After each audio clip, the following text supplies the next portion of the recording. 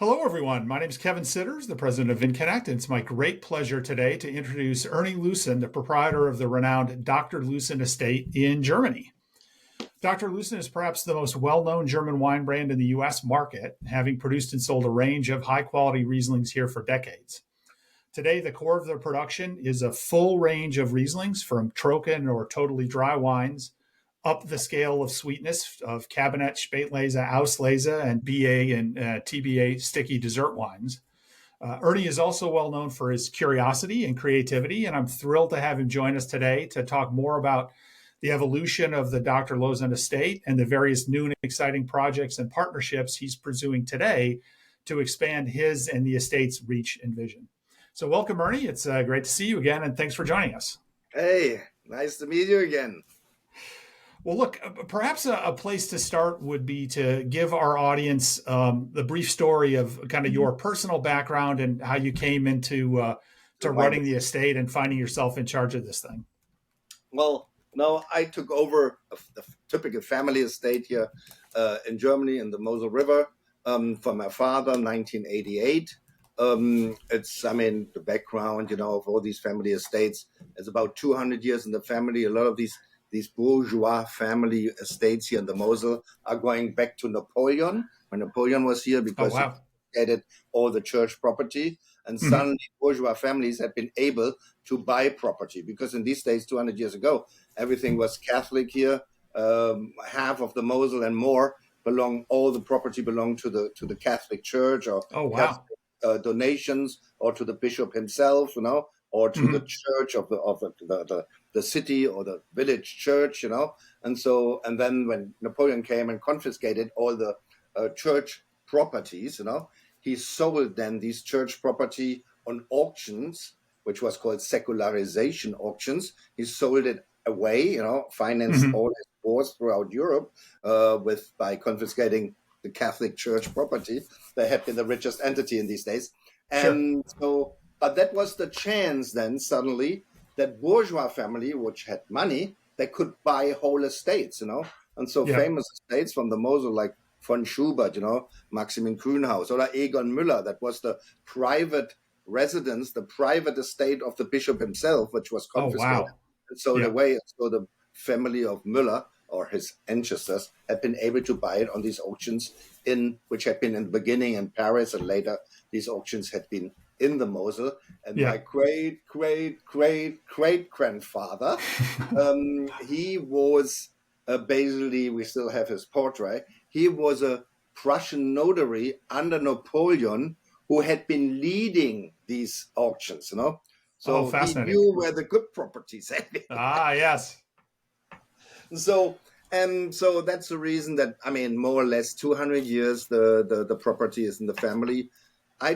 I get into the business, I studied archaeology, and I always say how you end up in the wine business, or how you inherit the wine business. It's very simple. You have to study the wrong thing, That is a common theme, actually. As an archaeologist, at least here in Germany, you have only two options, taxi driver or social welfare, but you never get a job as an archaeologist, And then my brothers and sisters always said, "You better take the winery, you better take the winery. We're not going to support you, if you don't find a job. And so you better take the winery," because from all my brothers, we are Catholic family. We have 4 brothers and 2 sisters, a lot of people.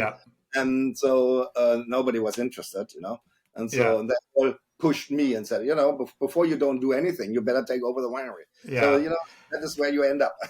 Well, you started quite young, though. So I'm curious in terms of, what was sort of the core of the operations back then and sort of the scope of the business when you took it on? Yeah, well, not really that young. I was 30 years old.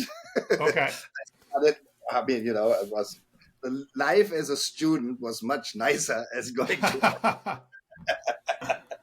And so, but then, my father became very, very sick, and somebody has to come and take over the winery. And that was my brother and sister said, you better take over, because my mom wanted to sell the winery. She said, if nobody of the kids want to take over, then I'm going to do it. And then my brothers and sisters pushed me and said, no, we don't want to lose the winery, because they want to know the allocations of wine. And so of course. Yeah, So, and so so I what? took, So, what was the scope though back then in terms of sort of where it all started when you got there? yeah, well, I mean, to be frank, my father was not super interested in the winery.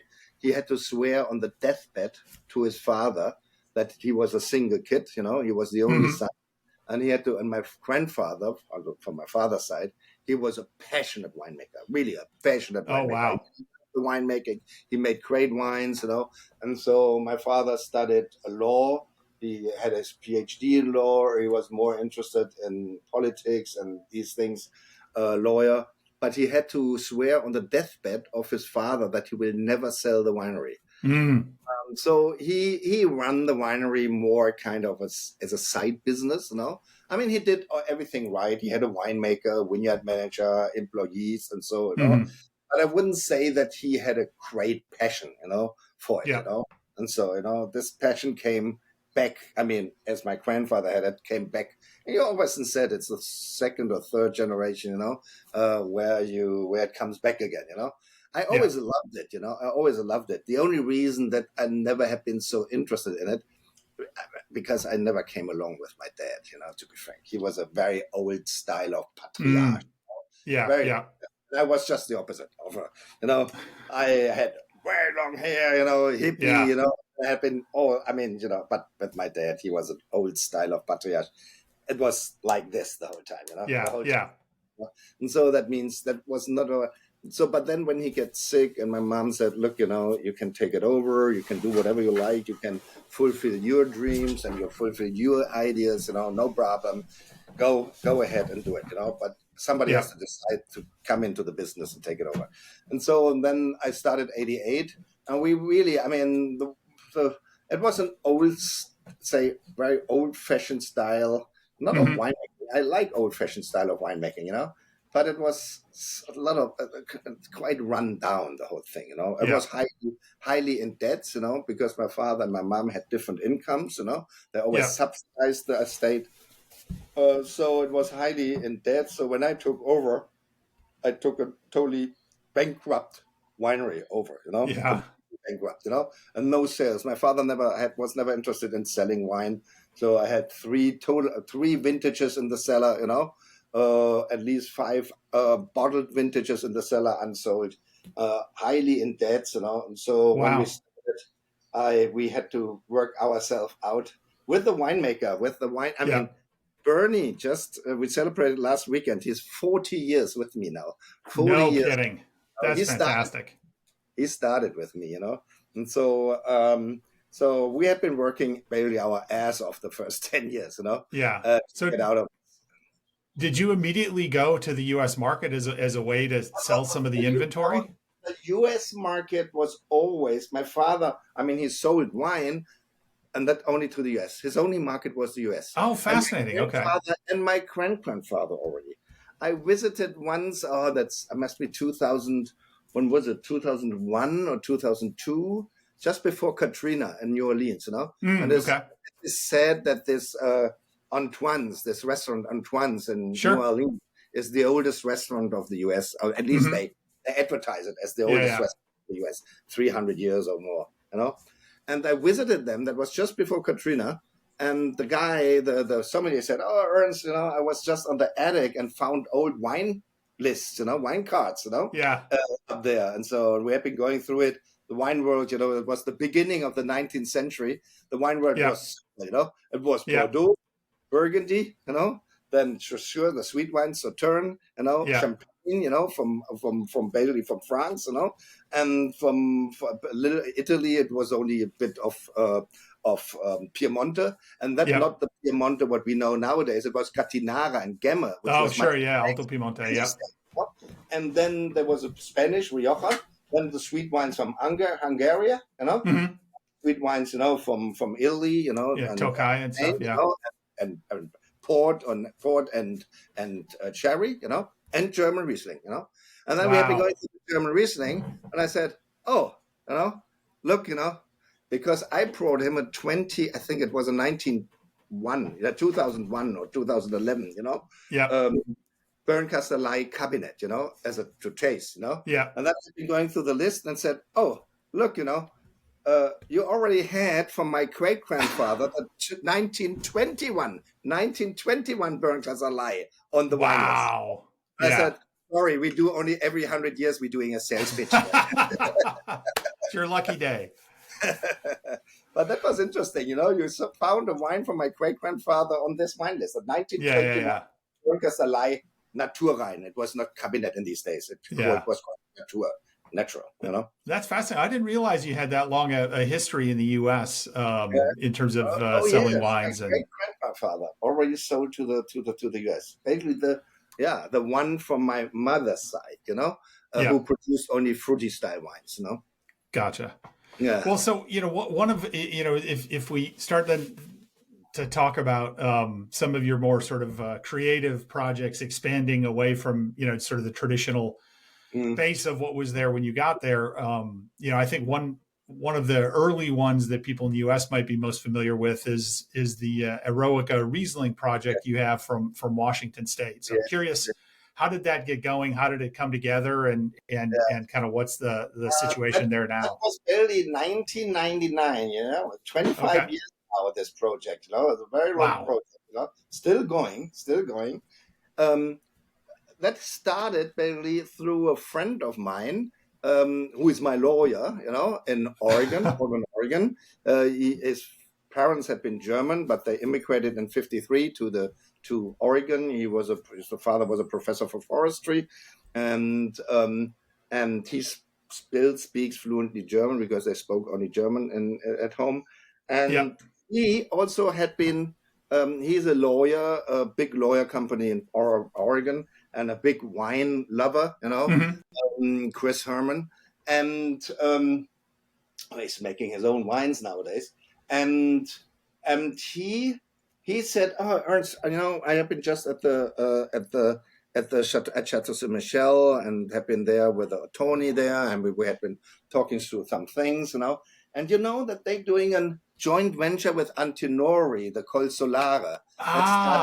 That started 2 years earlier, I think in 97 or 96 or 97 it started, you know. Okay. And they did this joint venture with Antinori, the Col Solare.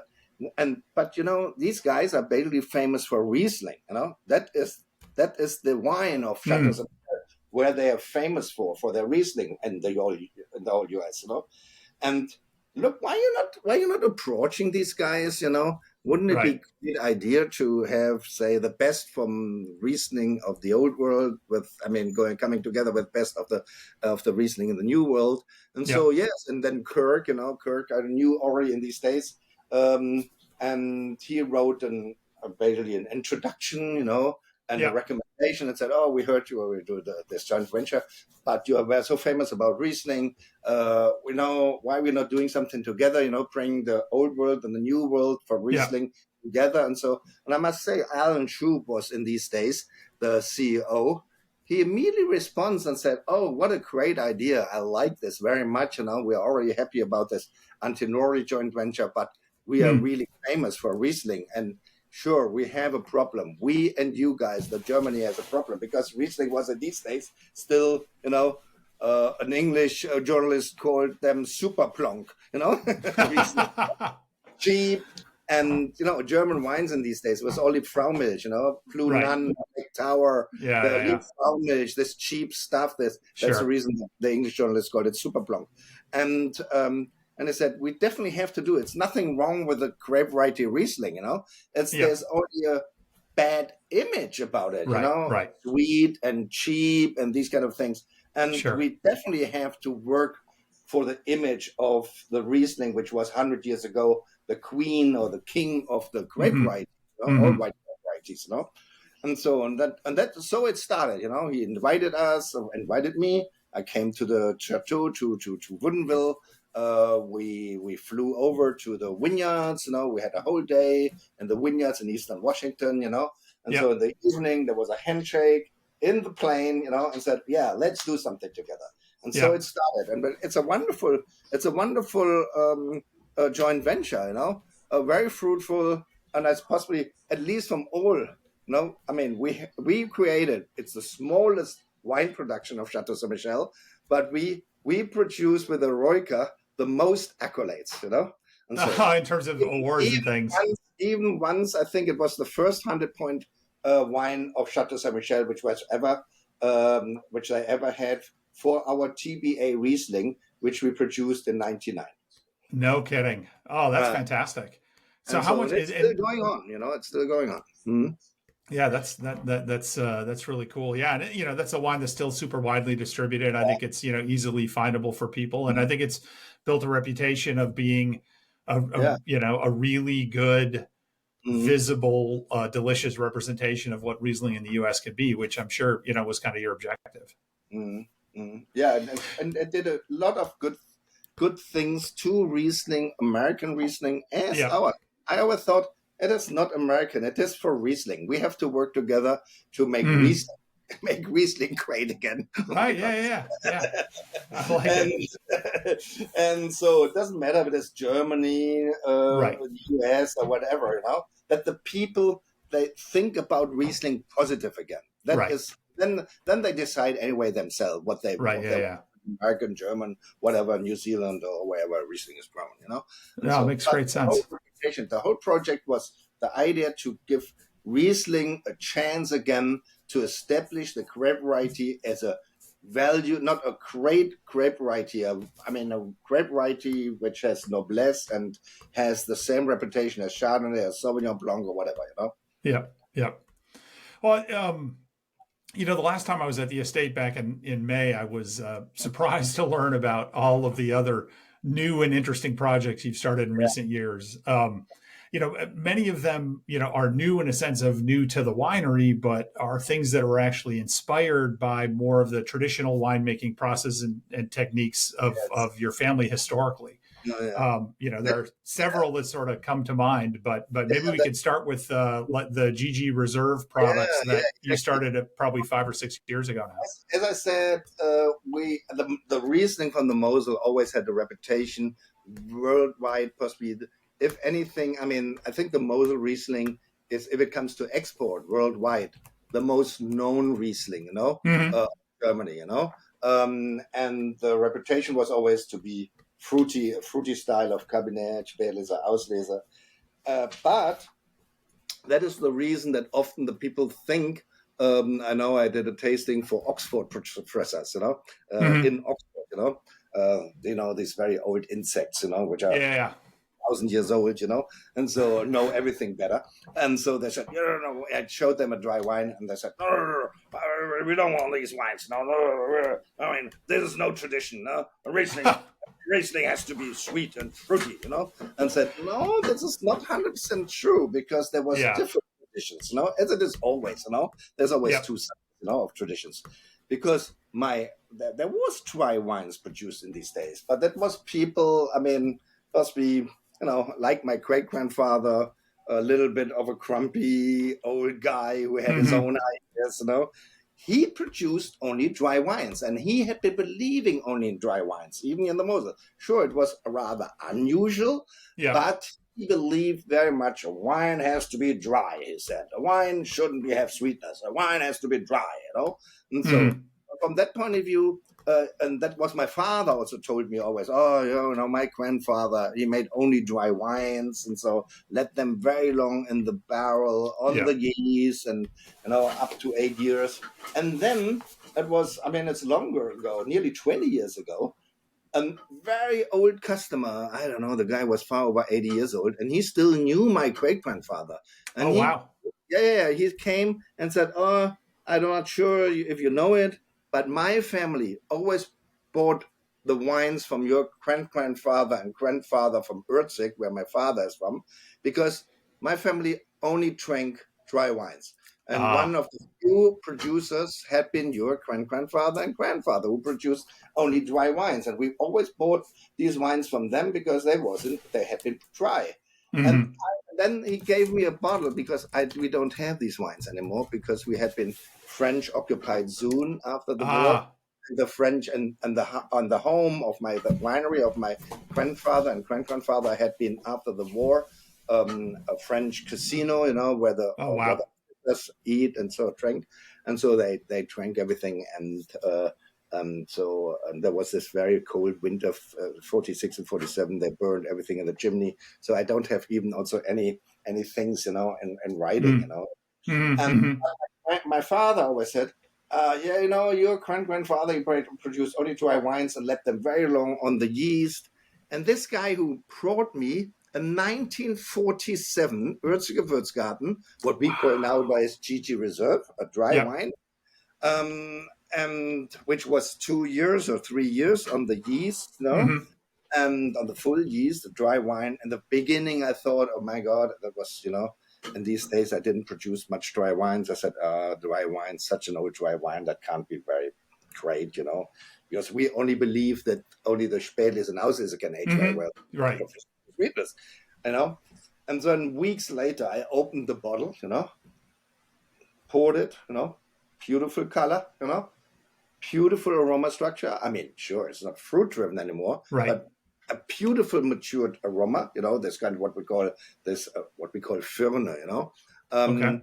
And so absolutely gorgeous, dry wine. I said, holy moly, fuck, what did this old man did that he made dry wines, which I can drink 50, 60 years later, Right. which is so beautiful. And I've been going to my winemaker the next day. I've been going to Bernie, who 40 years now with us. I said, Bernie, we have to change our winemaking style for our dry wines. I drank a dry wine yesterday, 47, from my great-grandfather. That was magnificent. That was so good. We have to do all the dry wines now like my grandfather did, Yeah. And so he said, well, and what did he do? Do you know? Yeah, exactly. And you want to make me change now with our very, very best vineyards to do something where we have no experience, where we don't have any clue how it ends up. And then you blame me that the wine sucks, Right. Are you crazy? I said, look, don't care. We will start it. We start it now, and we will see what will come out there. And the next day he came with a little sheet, I said, what, I said, can you sign this, please?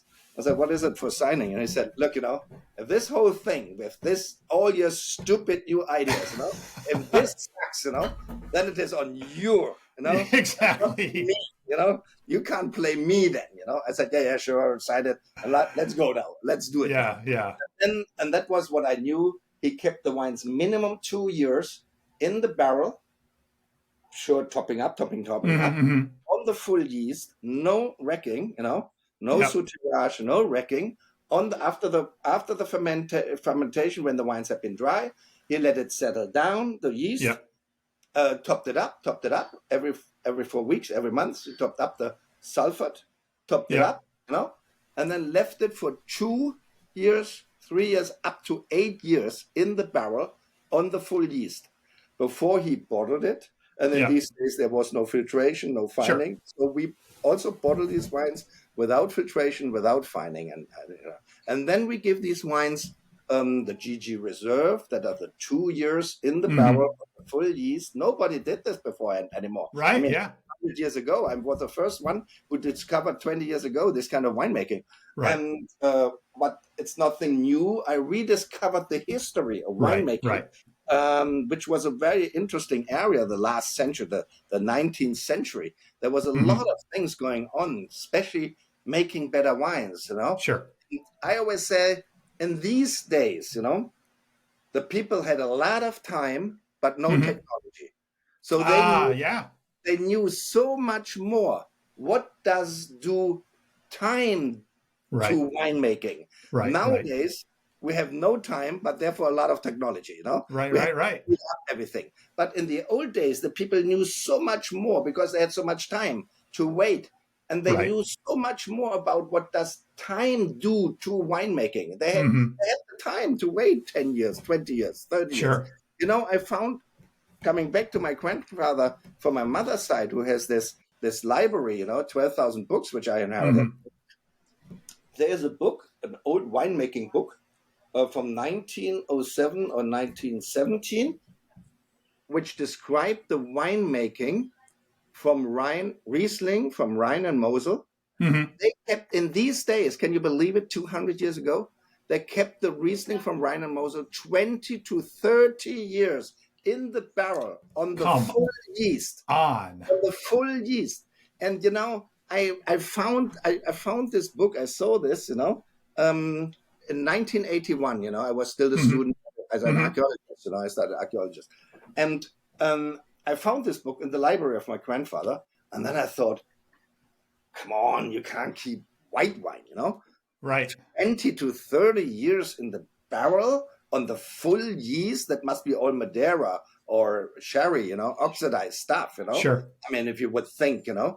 And I thought, oh, come on, that is super. I mean, God, these wines possibly are wines which we wouldn't like to drink anymore, Possibly in the old days, the English, they liked, wines which are a little bit oxidized. Yeah. And so the French still say, if they have an oxidized wine, if you talk to a French winemaker and they have a slightly oxidized wine, they say, goût anglais, English taste, There you go. And so possibly it was for the English. So I don't know. I couldn't believe that you can do this.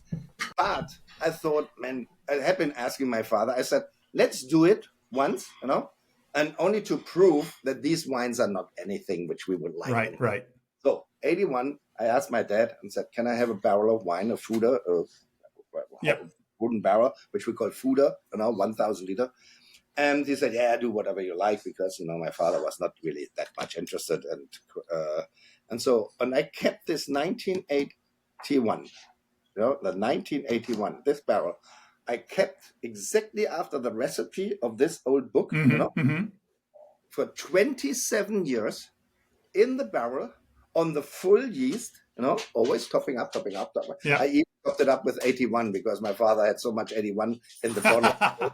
So that I could top it up with 81 for the 27 years, Yeah. And then I bottled it, and I released in 21, in 21, just 3 years ago, I released the first 100 magnums.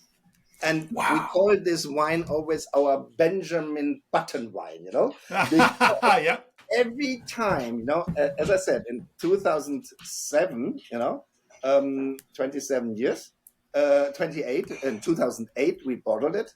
And every year we opened a bottle, Mhm. And I thought, fuck, every year the wine tasted younger, not older. Wow. It get younger and younger and younger. And that's Yeah. the reason we called it always our Benjamin Button wine, because Yeah. young. I can't tell you why. And the wine is amazing, And so we released the first 100 magnums of the 81, I'm 40 years old in 21, Yeah. 40 years old. But I still have 1,000 bottles of the 81 in 750 milliliter, But the Yeah. wine is so fresh, so amazing. And there I learned the first time what long yeast contact to the wine. Yeah. It keeps it fresh. It doesn't oxidize the wine. It keeps Yeah. it fresher and fresher. And the 1,000 bottles of 750 milliliter of the 81 is still in the cellar and will be released in 31 when the wine is 50 years old. And 31, Wow. And it is a magnificent wine. Yeah. I just tasted it with a girl from the Wine Spectator, who is responsible for the German wine. This wine, which was 27 years, in fucking barrel, Yeah. This wine, you still need to decant it for 3-4 hours. The wine, opens itself. How crazy is this? How crazy is this? And then I rediscovered this old winemaking, dry. This is also dry wine, and and that was so fascinating with this old bottle, which this old gentleman gave me from my grandfather, the 47 Urgizer Wurtzgarten GG Reserve, what we call it nowadays. And then we had been going on, and I knew that my father told me he had been 3 years and 8 years, And so we then started in 2000, the GGs, we started about 15 years, 16 years ago, GG Reserve. And then we started in 2011, we started to do 3 years on the full yeast, we call it homage to my great-grandfather, Yep. which is 3 years on the full yeast in the barrel. And we keep it another 11 years or 12 years in the bottle before we release it. So the 11 will be released next year, the first time, Oh, wow. Homage, the Würzgarten homage. And then we have And then I know my dad told me that the best barrels, whatever the best barrels had been, Mhm. he only said the best barrels, your grandfather kept 8 years in the barrel on the full yeast, And we do this since 2013. We have the oldest vineyard of Erdener Treppchen, Mhm. old uncrafted wines, 130, 140-year-old uncrafted original rootstocks, We still have a lot of pre-phylloxera Mhm. vineyards. And this vineyard, Erdener Treppchen, is just above the Prelat.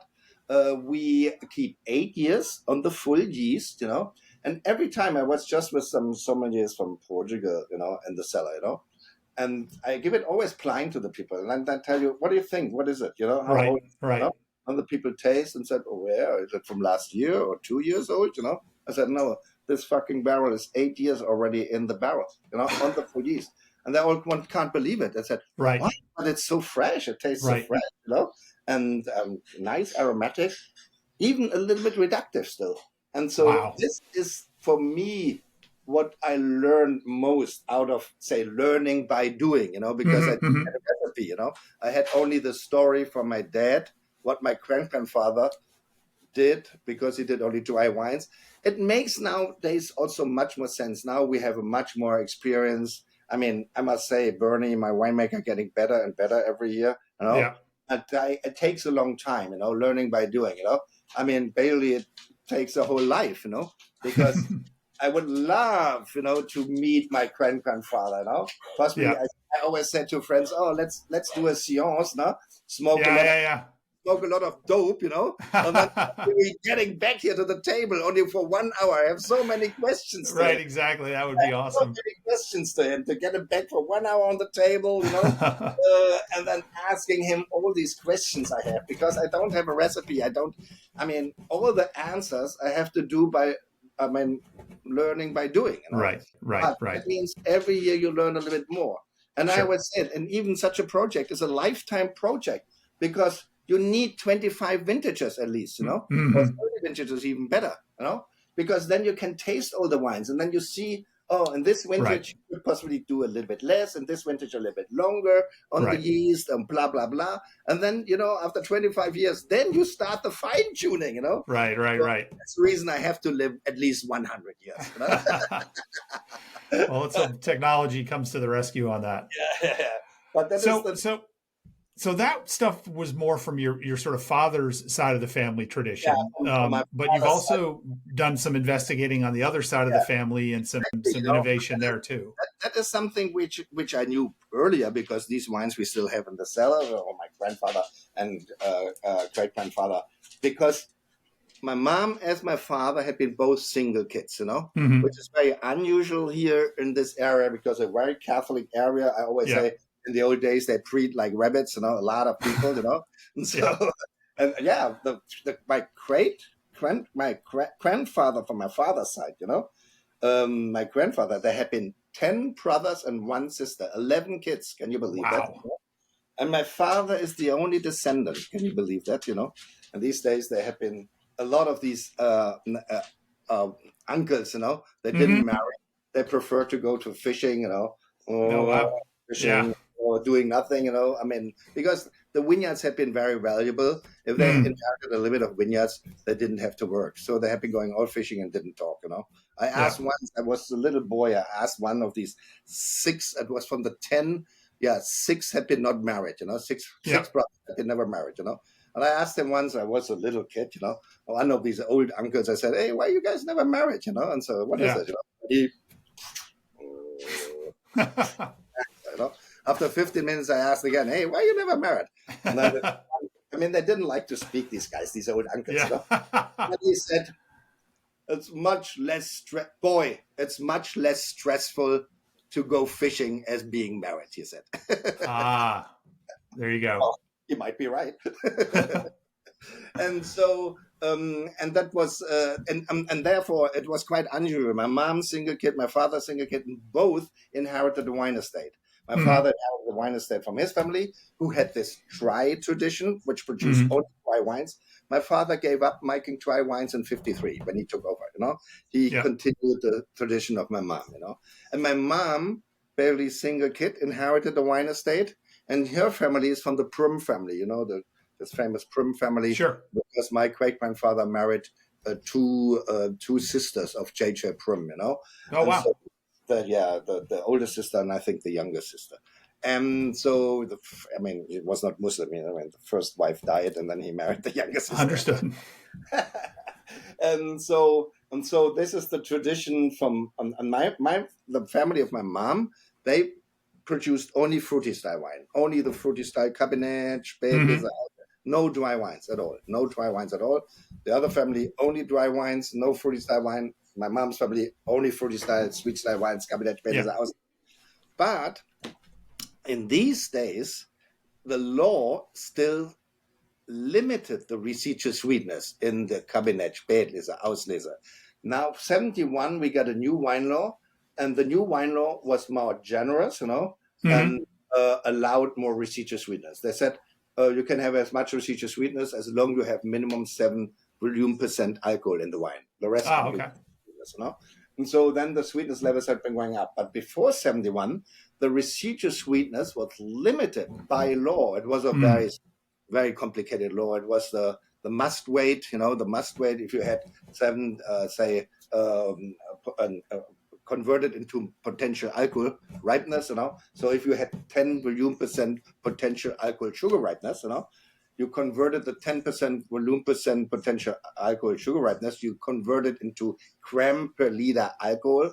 That's about 80 gram. 80 gram is about 10 volume% alcohol, potential, And this 80 gram alcohol divided by 4, that was the maximum residual sweetness. So you had been only allowed to have 20 gram, and in 65 they changed it to divided by 3, so you could go up to 25 gram. But so Cabernet in these days was between 20, to make it simple, 20 to 25 gram residual sweetness.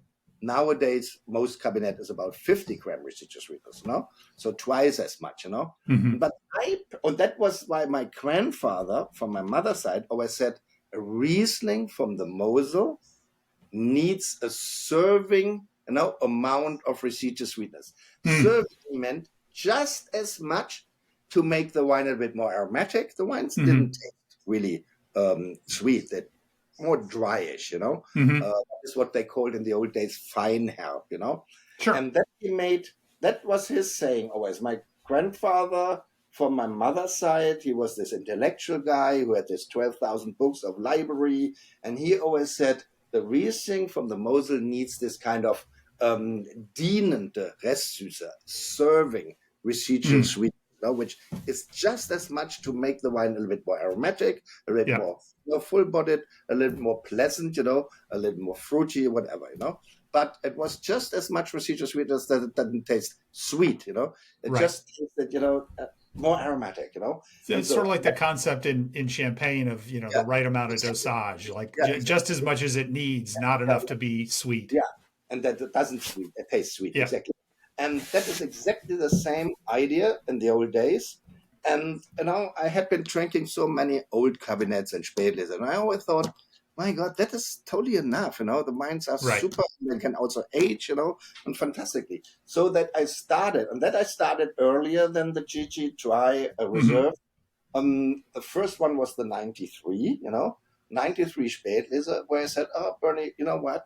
Go a little bit lower with the residual sweetness as it was done in the 40s and the 50s and the 60s, and then leave it in the barrel. Let's see how long we can leave it in the barrel, because I know that my grandfather from my mother's side also kept them 2 years. But 2 years was a pretty common thing in the very old days, So turn of the century, because why? They kept it that long in the barrel. Why? Because they didn't have finings. They didn't have filters. So they had to wait and to keep that long until the wine had been fining itself. Right. And clarifies itself, sure, but you can sure. bottle it. So here we come again back to, they knew so much more with the time. Time does do to winemaking. And so that was a common thing, That's the reason they always had 2 cellars, They had they had 2 cellars, And so I said, let's do something like this, with a fruity style wine. And the 93 Würzgarten Spätlese is going to get released next year. So, the 93 Spätlese was 2 years in the barrel on the full yeast. And I kept it 30 years. And that is the other thing. I always want to show how wonderful Riesling can age.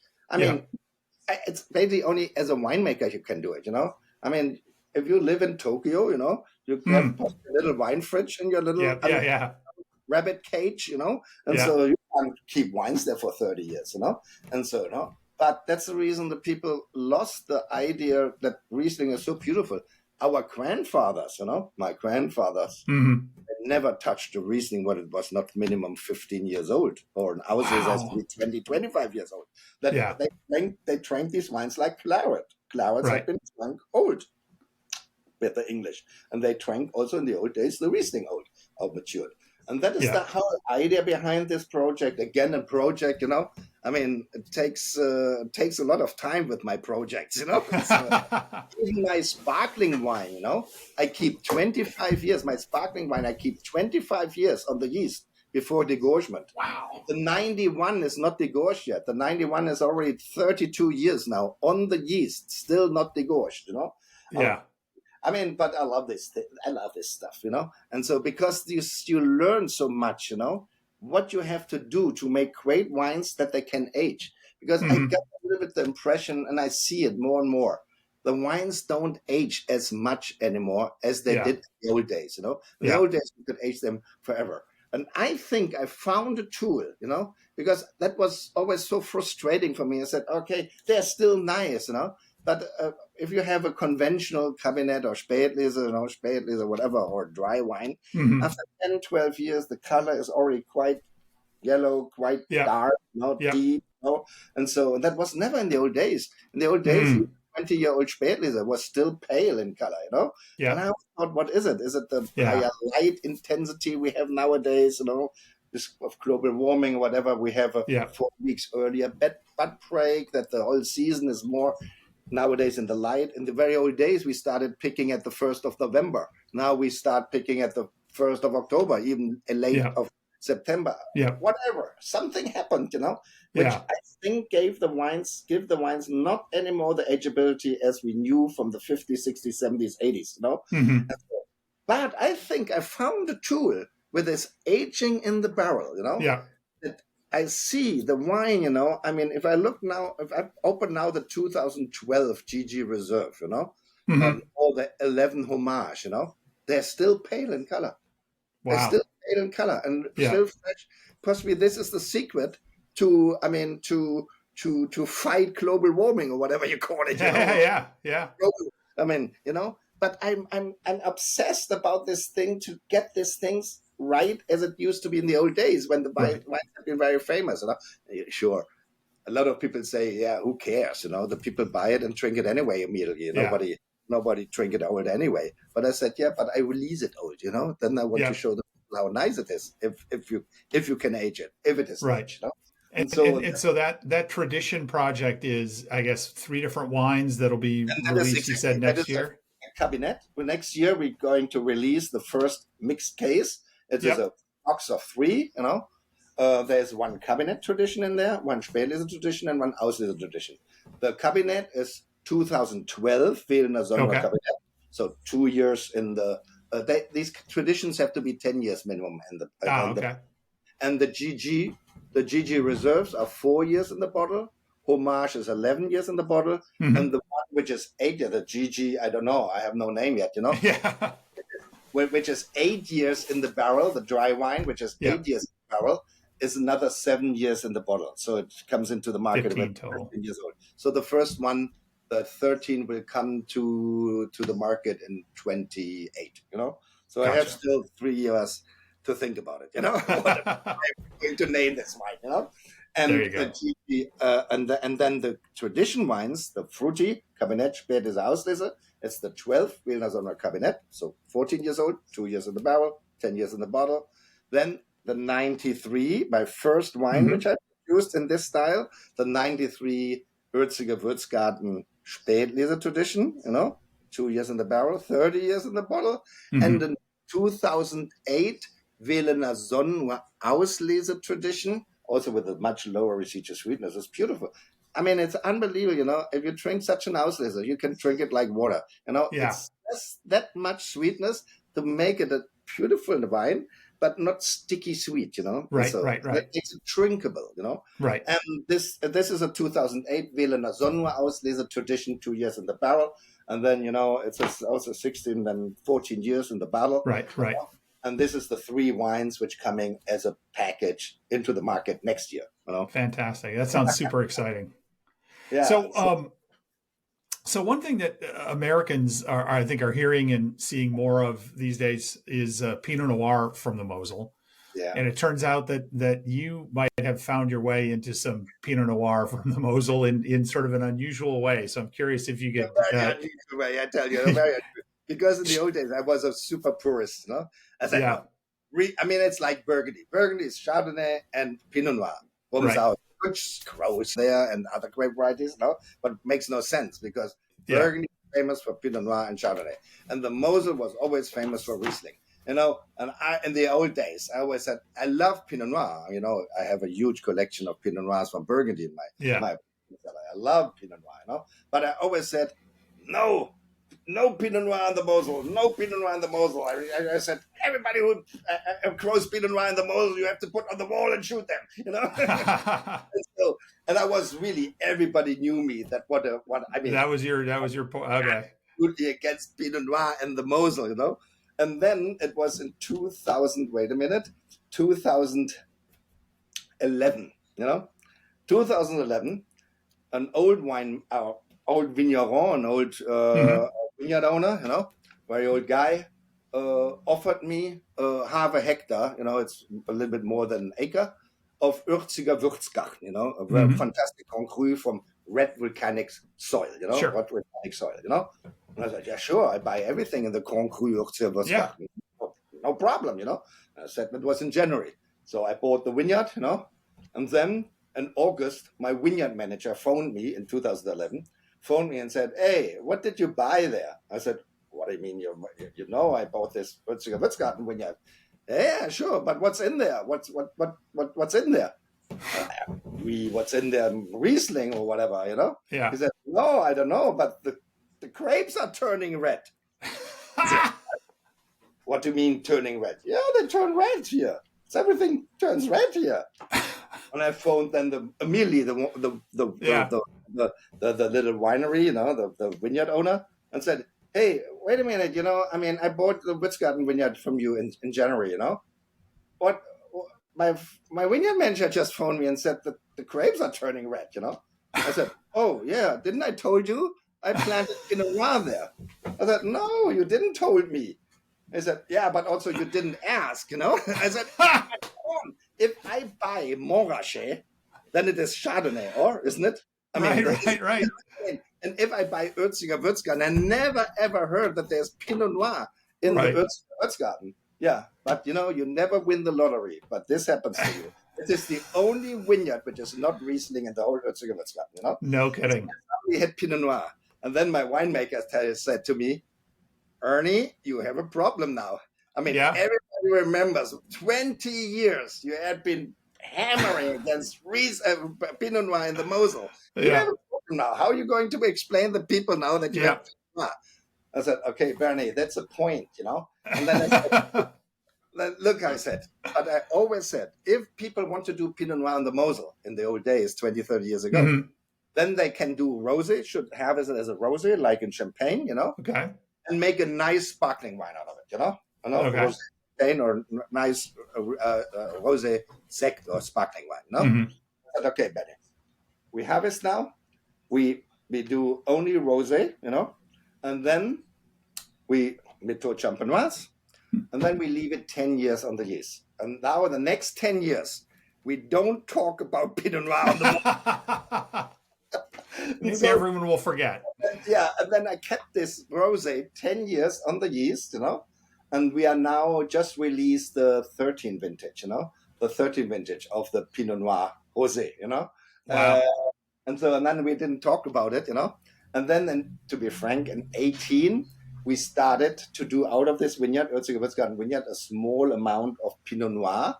So we took only from the 2 branches, we took the grapes for the rosé, but the 3 bunches which are coming immediately out of the main trunk, because you know Okay. that as closer the grapes, the bunch, to the main trunk, as better is served. No, the best, Okay.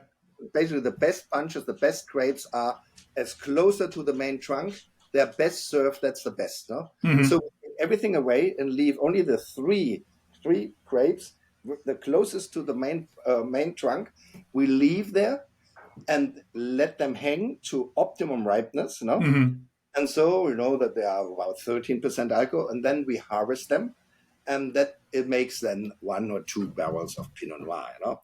Oh, But wow. again, also here, I think, I'm not sure if you tasted it, the 18, I think, is the first vintage, and this will come out in 28, you know. So Okay. then I have been talking then for, say, 17 years. I've been not talking about Pinot Noir. You know? The people possibly all forgot what I said Yeah, yeah, yeah. ago or 20 years ago, you know.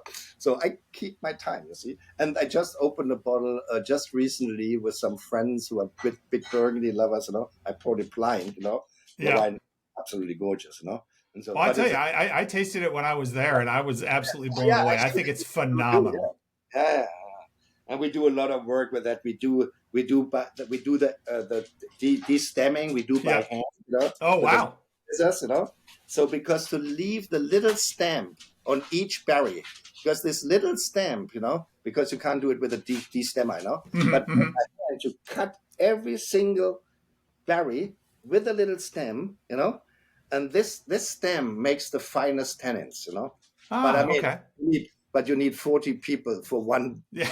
week, for a whole day. So it's the most expensive way to make. But I thought I do only 1 or 2 barrels, you know. Yeah, So I yeah, invest this money, but I think that's an expensive way to do it. But it yeah. makes, you know. So from So, that point of view, this is also a new project which is coming out in 28, the first wine. yeah. Well, and Eight. so then you get some familiarity with Pinot Noir, and the next thing you know, you're poking around in Burgundy. Yeah, was always a great love. I started first. I love Pinot Noir.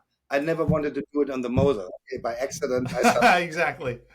I mean, it was never planned this way, but we have this other Hmm. winery, Villa Wolf, in the Pfalz on the Rhine River. Here we do a lot of Pinot Noir because there's a long-standing tradition. Because I always said, do the grape varieties where they had a long-standing Sure, tradition. sure. Sure, you can grow everything nowadays everywhere, you know. Hmm. But I'm a little bit, I mean, you know, purist and say, do what has a long tradition in the area because the long tradition proved that these grape varieties work very well. And the Pinot varietals had been 1,000 years on the Rhine River, you know, and they Yeah. proved that they're doing very well on the Rhine River, you know. Right.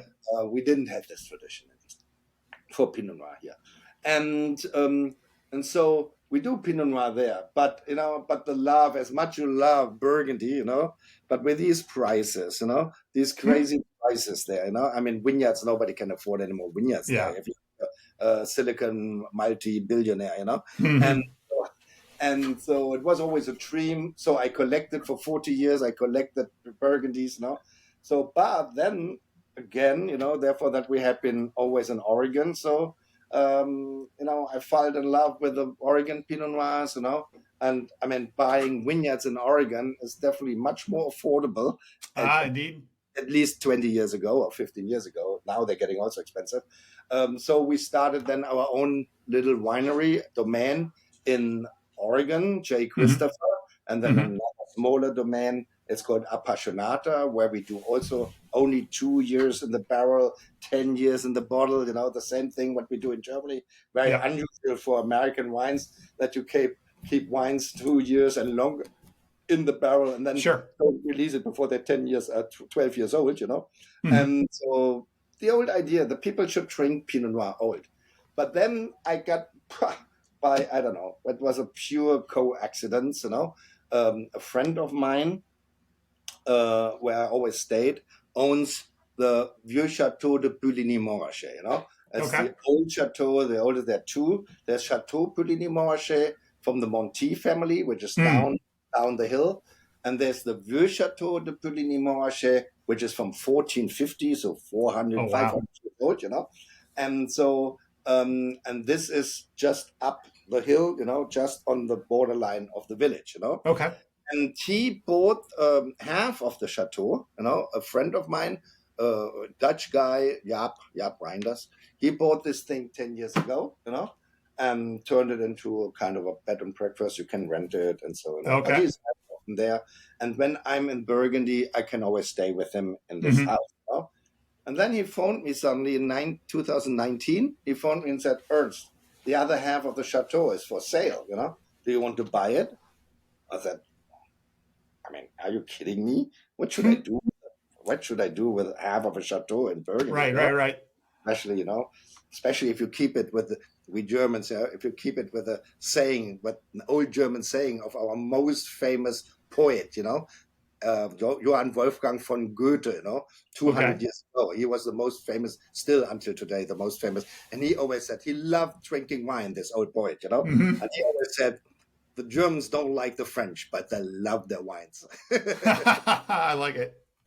And so I said, look, keep it with Goethe, I mean, sure, but I've always loved it. I love Burgundy. And so, and that was just the days where we had negative income interests, I mean, that means if you put money to the bank, you had to pay, here in Germany, we had to pay 1% interest rate.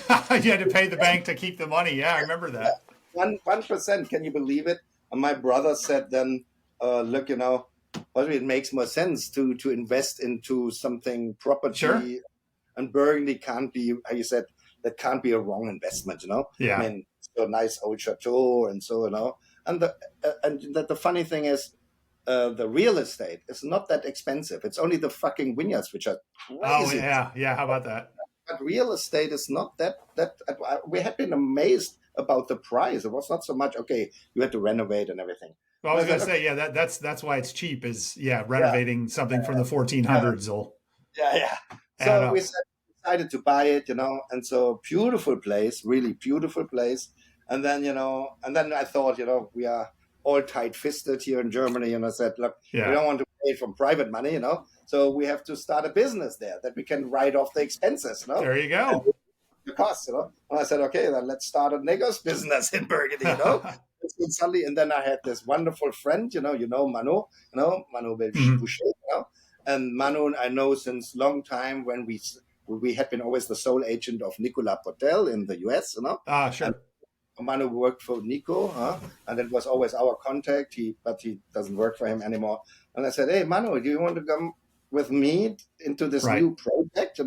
I'll give you shares, because you need somebody who has the contacts and everything. Sure. And speaks French. My French is lousy. And with Manu together, great guy. I love him. It's a fantastic, really fantastic guy. And we started then this negos business, which is called Perron de Mipon, because we are not allowed to call a negos business a Vieux Chateau de Puligny-Montrachet. Okay.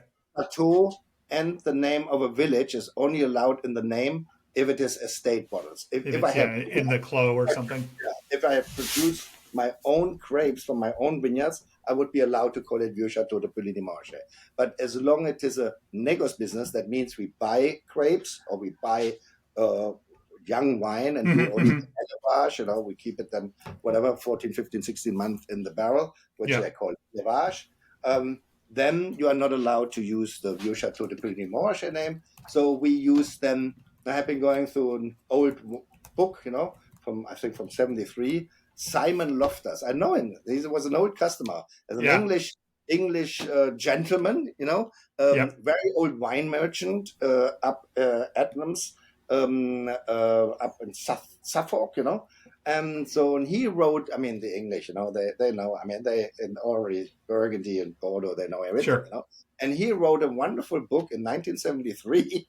I have this book still in my library about Puligny-Montrachet, Simon Loftus. I mean, amazingly detailed.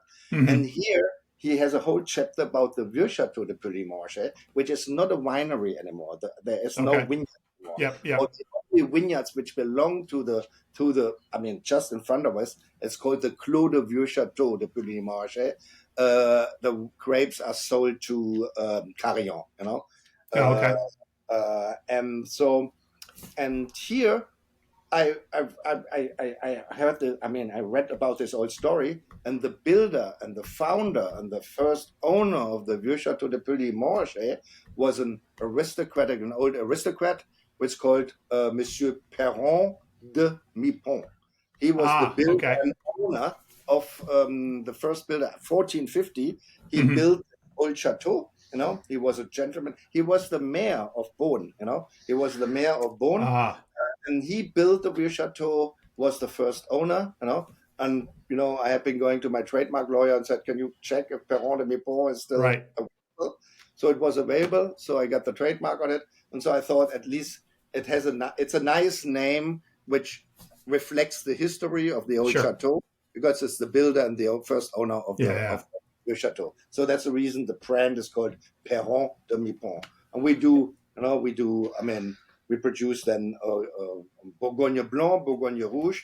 The whole idea, I grew up with Riesling in Germany is super valuable, the Riesling is a valuable wine, I would love to have the prices like Burgundy, but right. I think you get fantastic Riesling, great Riesling for very, very valuable price, So I grew up with this idea, producing Dr. L, a very valuable wine, Sure. great quality, where people say, oh, fantastic, a wonderful wine. And here we also want to establish a little bit more difficult, want to establish Belgium with our Bourgogne Blanc, Bourgogne Rouge, again, a Burgundy, a nice white Burgundy and red Burgundy for a valuable price, Yeah, reasonable, for a reasonable price. It's the prices have been going quite a little bit obscene, if you see some of the prices, and that is a little bit the idea, to do something there,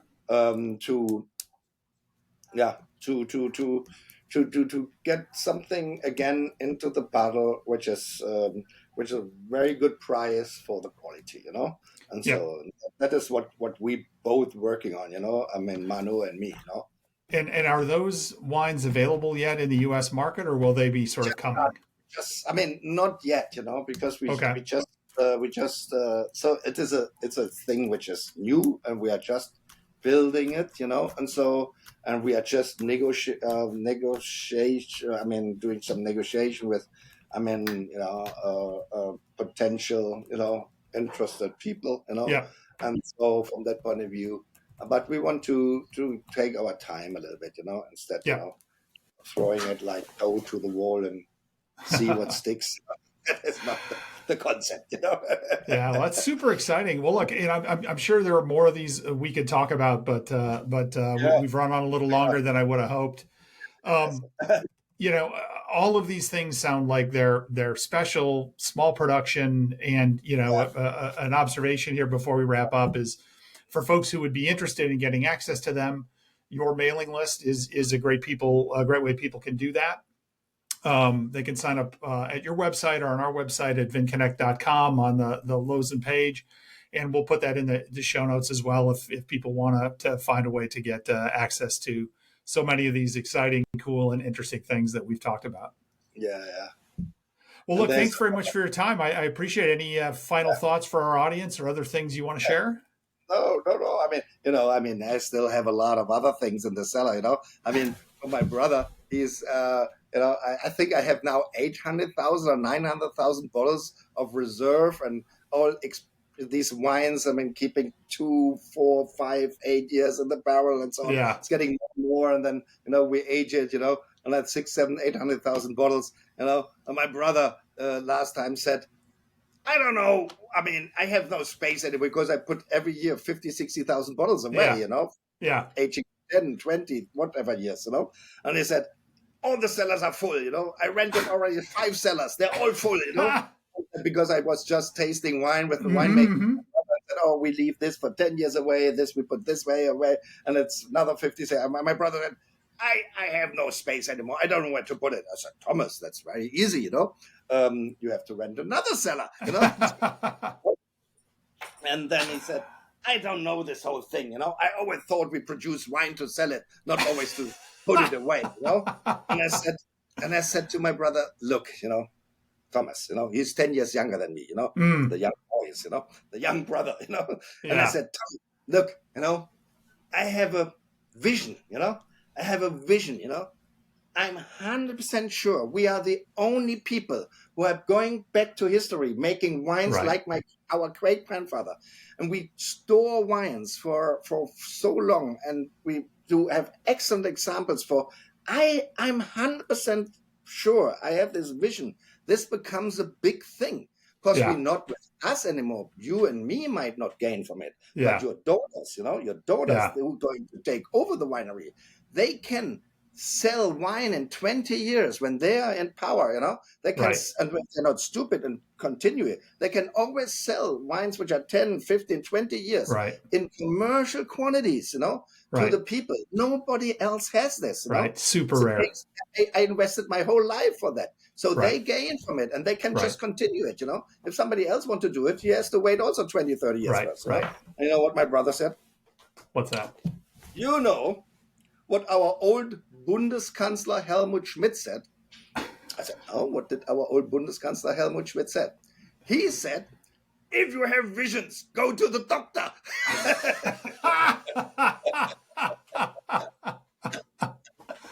Oh, I love it. That's a great, he is fantastic. I love my brother. A great way to wrap. Well, look, thanks so much for your time. This has been fantastic. I really appreciate it. There's so many exciting things going on. Hopefully people take advantage of them, and we'll look forward to getting to taste them in the years to come. Thank you. All right. Thank Take you. good care, Ernie. Cheers. Thanks. We'll talk again soon. Hopefully we see us again. Pretty Bye. soon. Bye.